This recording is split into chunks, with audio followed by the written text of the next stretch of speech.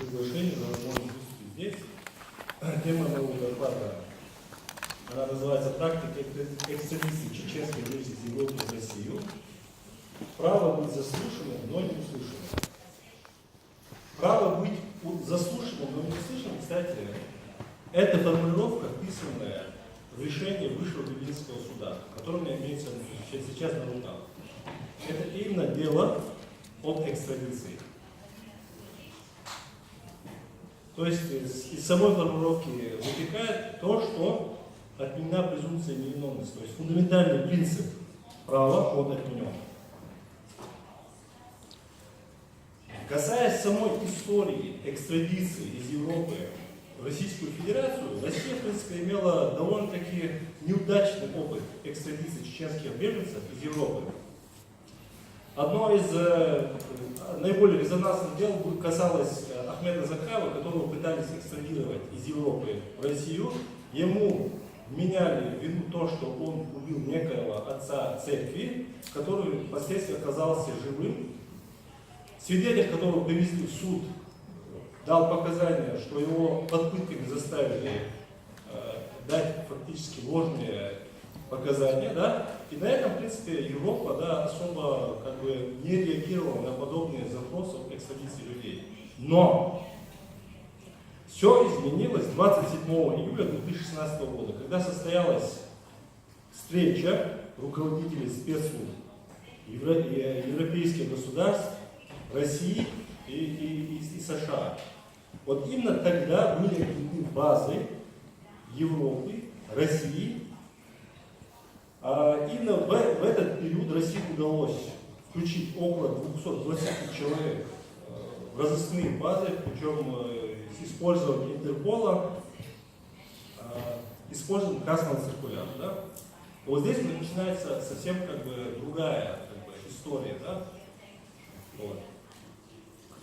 Россия, если ранее она аргументировала тем, что она противостоит на Кавказе сепаратистам, да, которые она часто называла террористами, экстремистами и так далее, сейчас она это делает по-другому. Она ссылается на борьбу с международным терроризмом.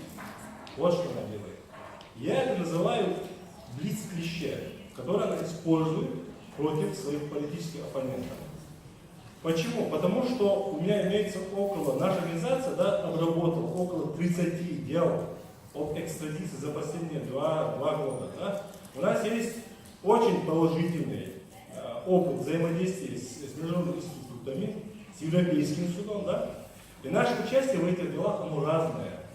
От направления каких-то своих оценок в суды, где рассматриваются эти дела, до представления этих дел в Европейском суде. Вот. Но что происходит в данный момент? Почему России все-таки больше удается сейчас найти понимание в европейских странах?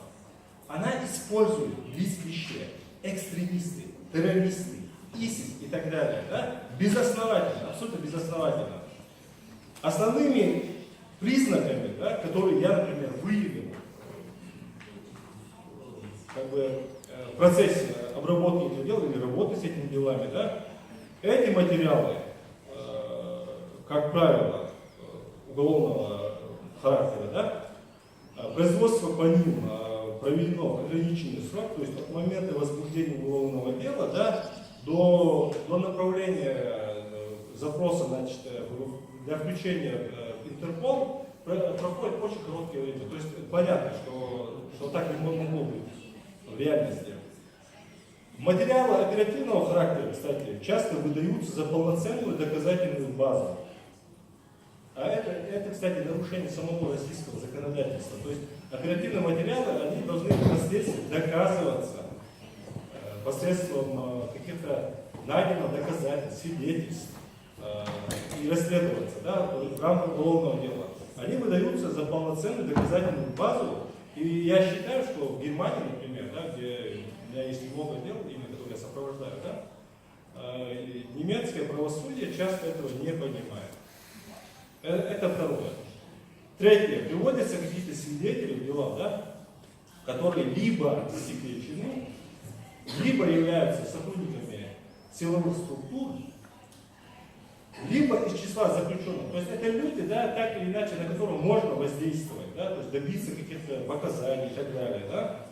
Четвертым признаком, да, по которым мы понимаем, что материалы являются явно сфабрикованными, является то, что в принципе большинство, где-то на 80% этих запросов, да, речь идет о расписании, какие страшные экстремистские организации, ссылки на законы, как это запрещали, да, и так далее. То есть там есть такая короткая, бывает на самом деле касательно самого человека, бывает короткая информация, что его где-то там видели, вот и все. То есть это, я считаю, что это попытка, да, вот, оказать какое-то психологическое давление на суд, да, вот, скажем так, Германии или европейских стран, да, или органов надзора и так далее, да. И пятый признак, все действия, в принципе, в большинстве своем, они бывают такие, ну, являются такие голословными, да. И шестой признак, да, как правило, большинство уголовных дел возбуждаются именно после того, как человек уехал из Чечни, из России куда-то в Европу. То есть, когда он уже находится в Европе, почему-то только тогда возбуждаются эти уголовные дела. Вот так. Вот. Теперь, касательно, да, касательно всего, надо, наверное, упомянуть именно о ключах, да, о том, о чем мы вообще говорим. Да. Чечня, да, в Чечне идет война. Она началась с 1999 года. Это вооруженный конфликт, в котором участвуют две стороны конфликта. Одна из них это Российская Федерация, да, которая пытается как бы контролировать этот регион. Другая сторона это Чеченская Республика Ичкерия, которая является, отстаивает якобы независимость. Да? Вот и ключ всего, что происходит. Да? 2005 год. Да?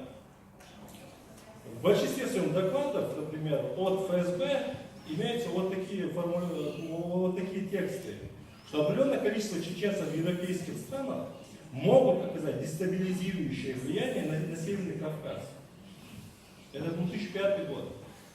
Уже в 2007 году активно к этому подключается Кадыров, который требует возвращения чеченцев обратно на родину. То есть вот это было уже услышано. Да? И вот в этой связи я могу только в этом контексте рассматривать именно попытку России экстрадировать чеченцев из Европы. То есть это для них это инструмент терроризирования фактически чеченских беженцев. Это элемент, который легально, который Запад допустил использовать, эксплуатации, злоупотребления этого института, да, России, да, для решения своих каких-то политических задач на Северном Кавказе. То есть это очень бесспорно. Но, по крайней мере, мои выводы таковы. Вот.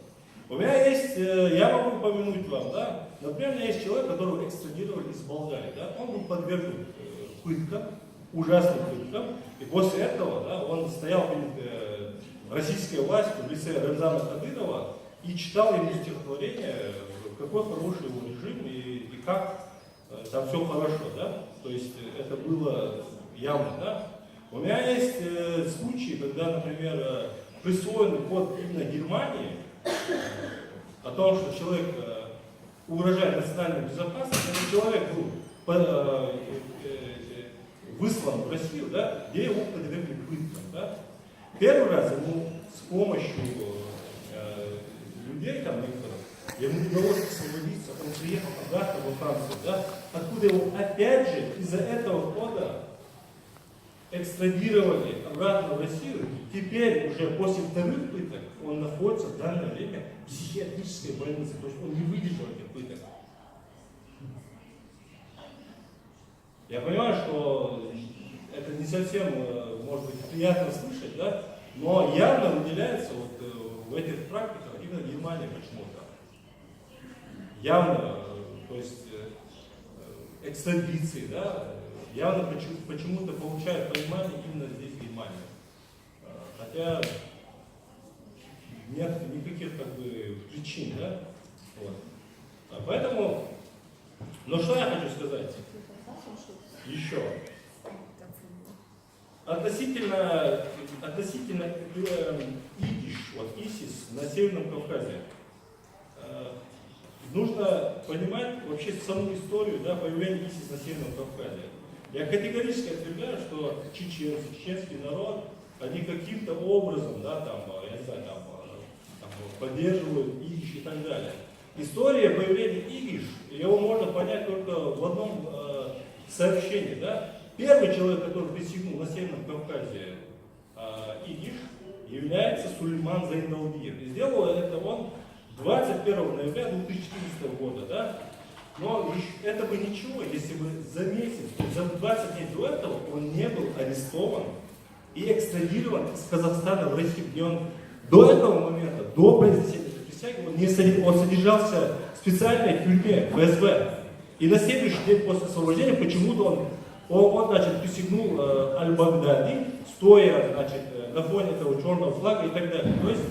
То есть Россия сама по себе, Россия, кремлевский режим, он заинтересован в вовлечении молодежи, запятнании молодежи, чеченской молодежи, прежде Северного Кавказа, приверженности к радикальным идеям.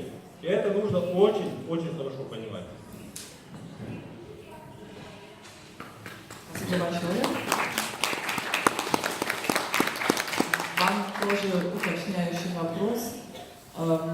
Вы говорили про блицкие клише, и если я правильно вас поняла, то вы говорите, что те уголовные дела, которые возведены против чеченских беженцев еще в Чечне или в России, они сфальсифицированы и сфабрикованы. И мой вопрос, что вы думаете, как вы оцениваете те дела или сведения, которые возникают уже в Германии, если вот то, что я сказала вначале, что спецслужбы в Германии, допустим, говорят о том, что есть несколько сотен чеченских радикалов, которые потенциальные террористы в Германии. Вы тоже думаете, что это сфабриковано или не было сведений? Только чтобы уточнить. Большое спасибо за вопрос. Очень хороший вопрос. И очень, значит, и обязательно на него нужно ответить. Хорошо. Если в какой-либо стране, в том числе в Германии, Германия доросла до того, чтобы причислять человека к каким-то радикальным организациям, тогда я не понимаю реакции этого государства, да? Почему этого человека не судят, почему ему не доказывают вину в суде, как и принято, где он может себя защитить, где он может сказать что-то, да? Защитить свою позицию. Да? Я вообще отношусь очень скептически к каким-то базам данных, потому что, как юрист, я понимаю, что не имеют никакого юридического основания. Потому что человек там не может себя защитить, понимаете? Если есть вина человека, если же мы причисляем его к каким-то идеям, к каким-то радикальным группировкам, так будьте добры, идите в суд, посадите его в тюрьму, накажите его, никаких проблем. Ну что происходит?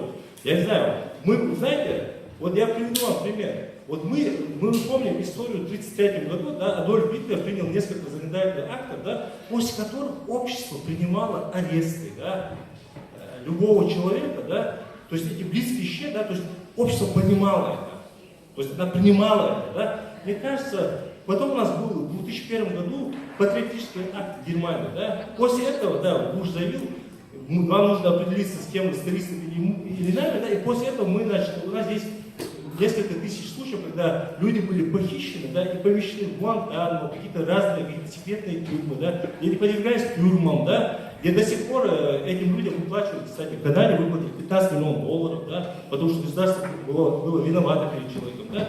То есть я не хотел бы, чтобы мы повторяли вот этот печальный свой опыт. Если есть вина, идите в суд и доказывайте его вину человека и накажите его. Я буду только рад. Если так. Если так. Спасибо большое. Светлана Ганушкина, вам слово. Спасибо.